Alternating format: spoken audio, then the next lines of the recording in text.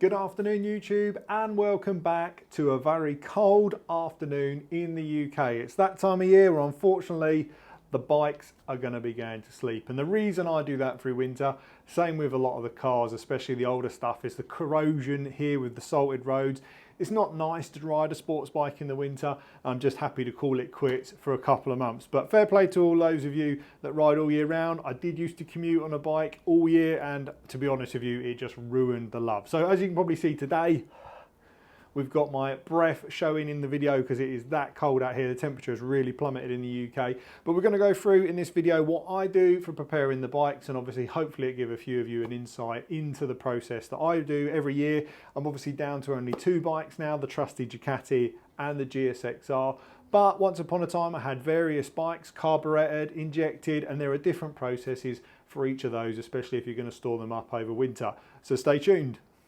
Okay, so the first one in terms of bike preparation, the fuel, and this is going to vary from bike to bike. Now, unfortunately, here in the UK, and I'm sure in other parts of the world, we have a lot of ethanol now introduced into our 95 run fuel. Now, in this bike, I always run it on the premium 98, which has a much lesser amount, and there are a few options. So there are people that say you should fully drain the tank, those that say you should fully brim it. What I will say is if you've got a steel tank like this, and you do drain it completely, you can start getting corrosion inside the tank. So it's worth treating it or using a full tank with a fuel stabilizer. Now for me, if I'm leaving them over winter, I will put SO fuel in there, as it's one of the only ones in the UK at the time of making this video that don't actually put the ethanol in the fuel, whereas things like Shell V-Power, which I use, still have an element of it in there. Not a lot, not as much as the E10, but it's certainly worth bearing in mind, especially if it's going to sit for a couple of months. It does do a lot of damage to internals. Now the other thing is, when the tank is completely drained, even if you've got a plastic tank, you've still got a fuel pump in there, which isn't going to be plastic. So for me, if it is a fuel injected bike and it's got a steel tank, I'd always run a full tank. Whereas previously I had my Aprilia RS250, which was just gravity fed, which means it didn't have a fuel pump inside the tank and it was carburetted. I would leave that tank completely dry. And the reason for that is if you leave fuel in them, they expand, they start causing distortion to the paint, and you can get bubbles in it as well. But fuel tank wise, especially in this one, and in the Ducati, which we'll show you shortly, I brim the tank to the top using SO fuel throughout the winter, and then in the summer, typically because I've got V-Power Shell petrol stations around me, that's my chosen fuel for the rest of the year.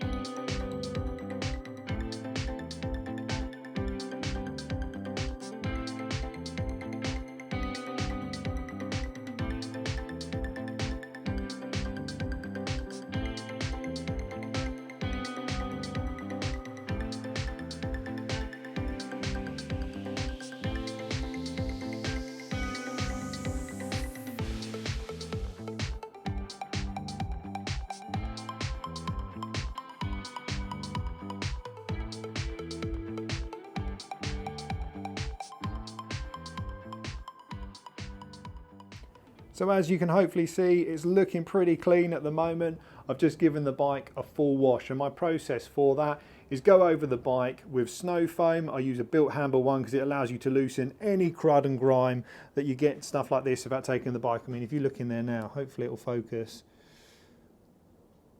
All clean and shiny in there, whereas you aren't going to be able to get to that with a wash mitt or anything like that unless you take the bodywork off. And in this video it's just to show you a quick winter prep without fully stripping the bike. So as I mentioned, use a pressure washer on its low power setting. You have got to be a little bit careful of things like the radiator and General Electric's using a pressure washer. I'd never use it on the old Ducati because it doesn't seem to fare well using any sort of force washer. I literally have it on dribble mode on that.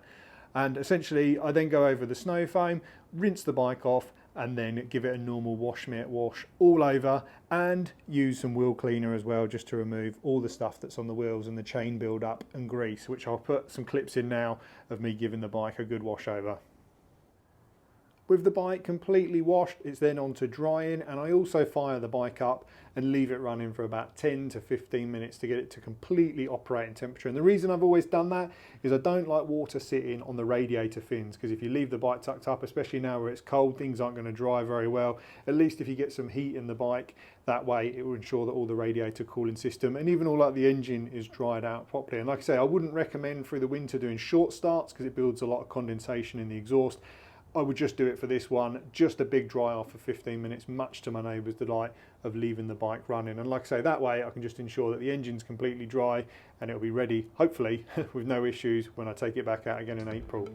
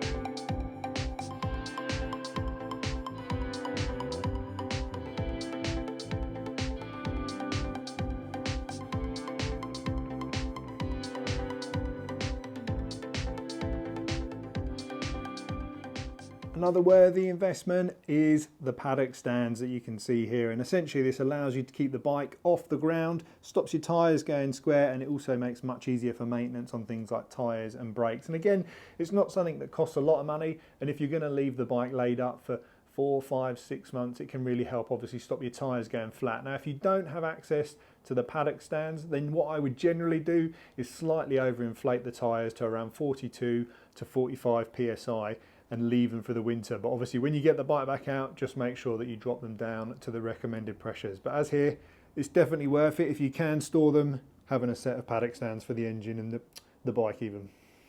On my GSXR 600, the battery is under the seat, and on the Ducati 748, it's just down on the right hand side under the fairing, which isn't a big job to remove.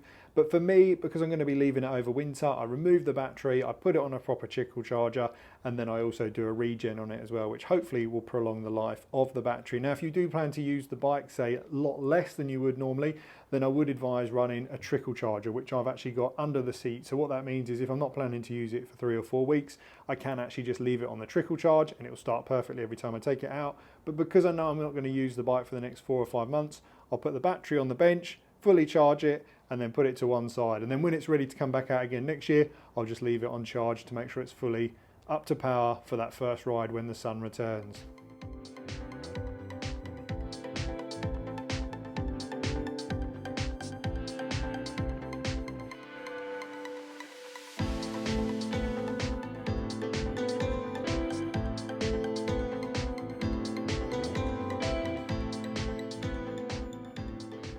The only real specialist stuff I use is ACF 50 for all the metal components. And the reason I use this stuff is it's really good for keeping everything in tip-top condition and avoiding corrosion. Where I am in this garage, it's not bolted to the house. It doesn't keep at room temperature in here. It does get cold, and you are going to get condensation this time of year. So the beauty of this stuff is you spray it on all the metal components, but not your disc brakes and pads, etc. Just all the engine components, swing arm, anything really that could be exposed, raw metal that will unfortunately corrode potentially. And this stuff is really good. So do your reviews, but I've been using it for years. And like I say, my GSXR now is a K6, so a 2006 model with 24,000 miles on it. And everything, like I say, even like the rear sets, looks wonderful, even with the use that I've had. And again, I don't use it in the winter, but I do use it throughout the summer, and it does get grimy and dirty.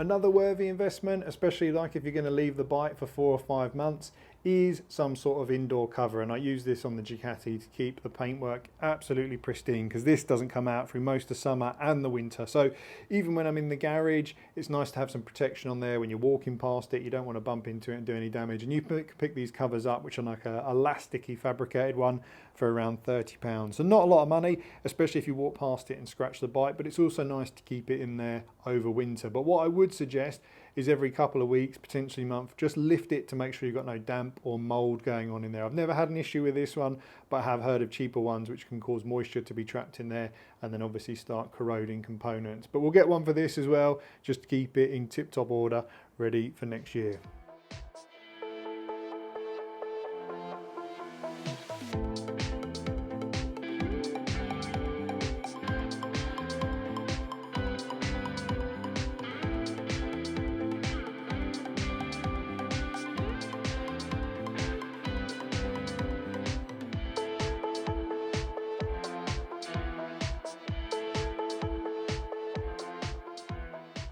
There are further jobs that you can do, especially whilst the bike is off the road in the winter, and that is giving the brakes a good service. So like in the GSXR 600, it's a sports bike, it doesn't have dust seals on the calipers.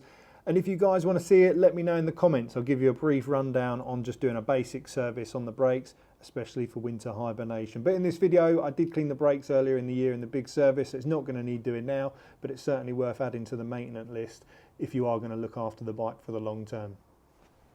Onto the drive chain. It surprises me how many people neglect looking after their chain, and there are various ways, various products out there.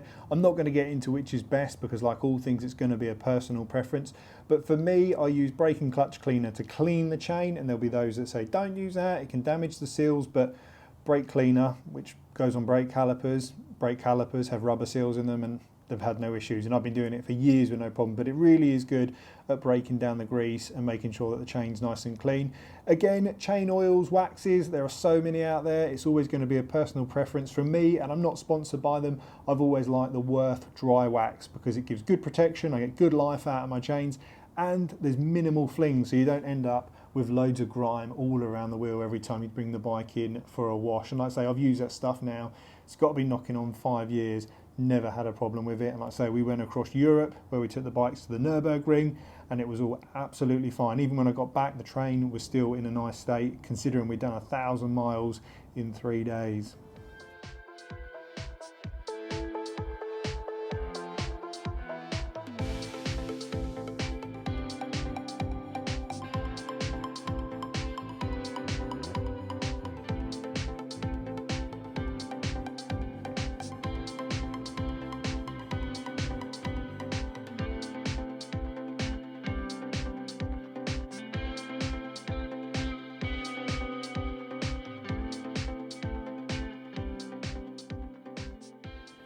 So for my regular subscribers, as you may be aware through Instagram, I did say goodbye to the RC8R, and as mentioned, I'm just a bit too tight for space in here to continue with the 4-bike fleet. I've got my eye on getting an R1M. After riding Sanjay's bike, it was just, the noise, the power, absolutely fantastic.